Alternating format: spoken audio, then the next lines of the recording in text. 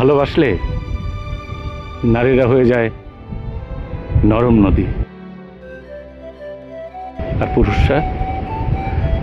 পুরুষরা জ্বলন্ত কাঠ।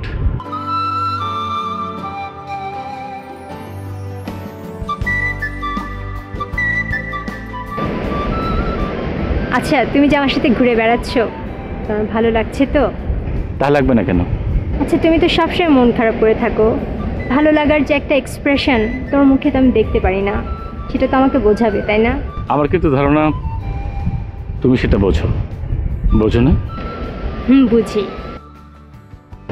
আচ্ছা, তোমার সমুদ্র ভালো লাগে না পাহাড়? দুটোই। যে কোনো একটা তোমাকে বেছে নিতে বললে?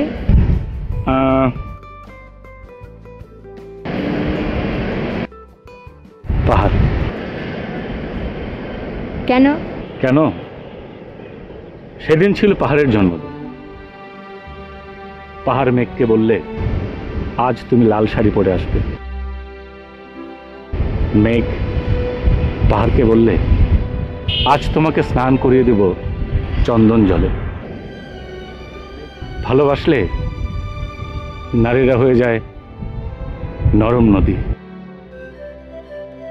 আর পুরুষরা জ্বলন্ত কাঠ। ওয়েট, তুমি কি চিত্রশিল্পী না আবৃত্তি শিল্পী? তোমার কি মনে হয়? আমার তো মনে হচ্ছে তুমি আবৃত্তি শিল্পী। শোনো, যার মধ্যে সৃজনশীলতা বা শিল্পী সত্তা আছে সে কখনো এক জায়গায় আটকে থাকতে পারে না। তোমাকে আমি নিয়ে এখানে আটকে রাখবো।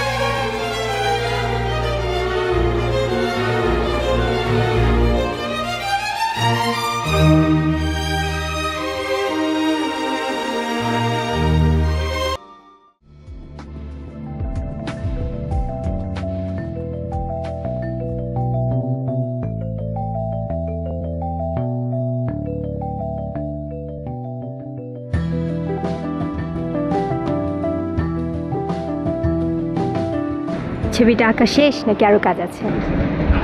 একটু কাজ আছে, কিন্তু থাক, এখন আর আঁকতে ইচ্ছে করছে না। কেন? এমনি না, আমি কিন্তু জানি তুমি কেন ছবিটা আঁকা শেষ করছো না।